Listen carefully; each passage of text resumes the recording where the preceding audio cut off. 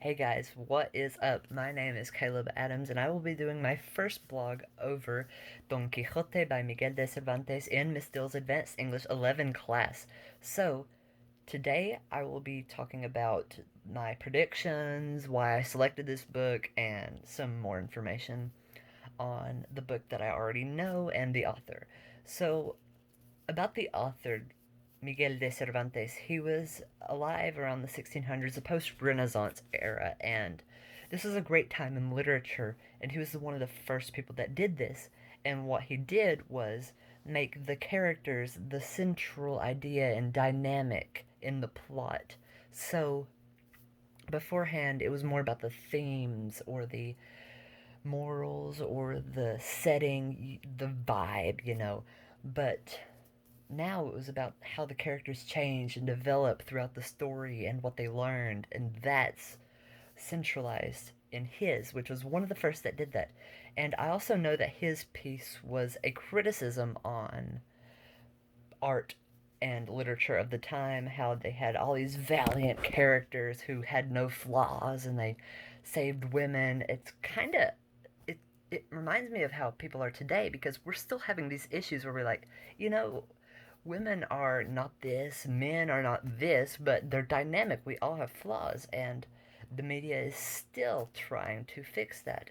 It shows that it's just an ongoing issue.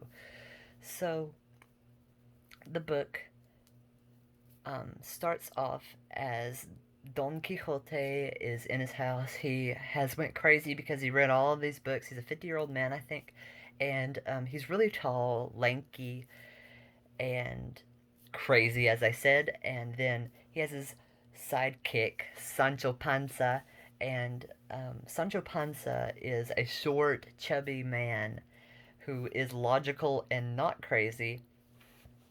And Sancho Panza doesn't really keep him in order. He's just like, okay, you go on and do your own thing, Don Quixote.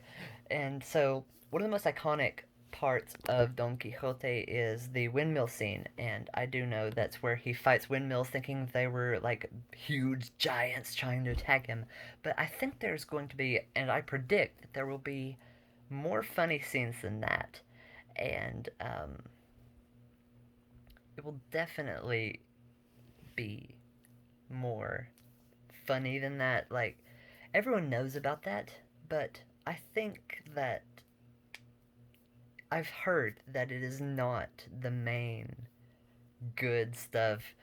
So, I selected this book because I love Spanish literature, and I read some in Spanish for like indigenous stories and Spanish stories. El Conde Lucanor, look him up. It's really good. It's like the Grimm's fairy tales of Spain. And so I think the book's going to end with Don Quixote not dying, but getting hurt bad or something, or just like getting his butt kicked by some inanimate object. I don't know. But that's going to happen, and then he is going to be like, you know what? Maybe I am a little bit crazy. Also, I'm going to stick with that prediction that I just said, but he could also still be crazy, go home at the end of the day and think he's this valiant leader, and then stays reading his crazy books and being crazy.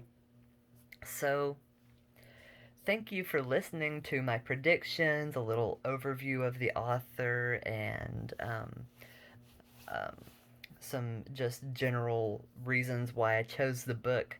So, thanks again, and stick around for blog number 2. See y'all.